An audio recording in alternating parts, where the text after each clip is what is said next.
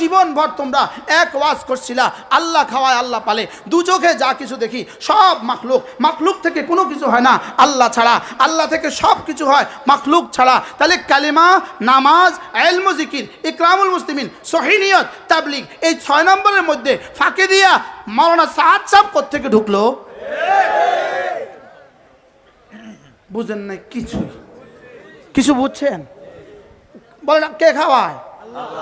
দু চোখে যা, চর্ম চোখে, দুই চোখে যাহা কিছু দেখি সব কিছু মাখলুক, মাখলুক কোনো কিছু করিতে পারে না আল্লাহ ছাড়া, আল্লাহ সব কিছু পারেন মাখলুক ছাড়া। এর ফাঁকে দিয়া খালেক আর মাখলুকের মধ্যে সাদ সাহেব আসলো কোত্থেকে? এটা খালেকের মধ্যে পড়ে না মাখলুকের মধ্যে পড়ে? বুঝতেছেন কিছু? এটা খালেক না মাখলুক?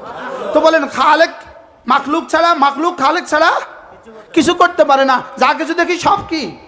তো সব মাখলুক না খালেক? আরো জোরে, খালেক না মাখলুক?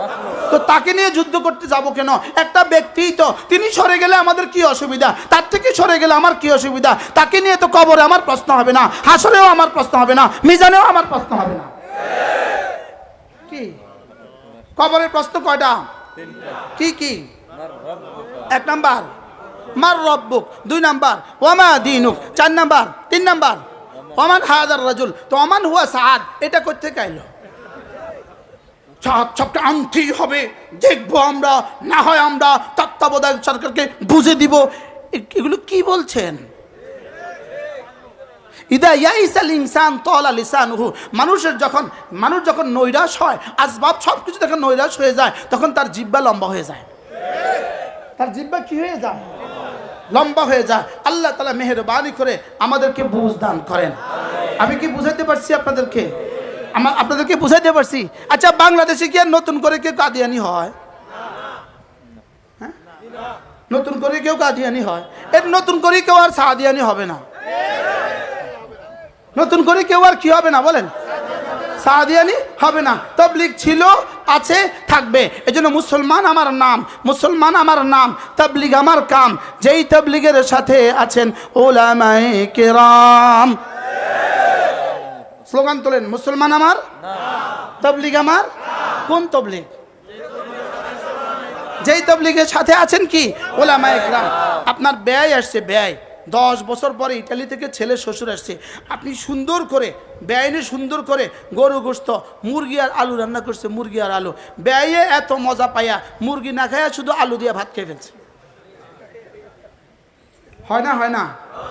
আচ্ছা, মুরগি না খাইয়া আলু দিয়ে ভাত খেলো কেন?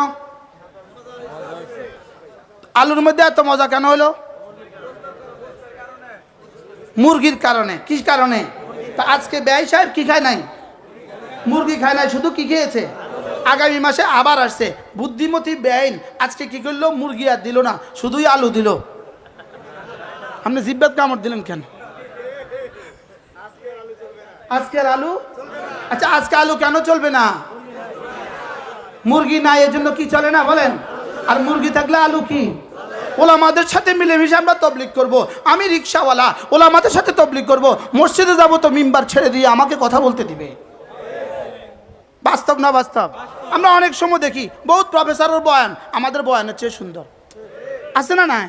বহুত ডাক্তার সাহেবের বয়ান আমাদের বয়ানের চেয়ে কি সুন্দর, ইঞ্জিনিয়ার সাহেবের বয়ান আমাদের বয়ানের চেয়ে কি সুন্দর। কেন সুন্দর? ওলা আমাদের সাথে আছে যে, গোশতের সাথে মিশে আছে যে, এই জন্য। সুবহানাল্লাহ বলেন। গোশতের সাথে মিশে থাকলে কি হয় বলেন? আলু কি হয়? স্বাদ হয়। এবার যদি ওলামাদেরকে বাদ দিয়া শুধু নিজেরা আসেন, তো জব কি পাবেন জানেন? নেই খায়েঙ্গে। জবাবে কি বলবে বলো? নেই খায়েঙ্গে।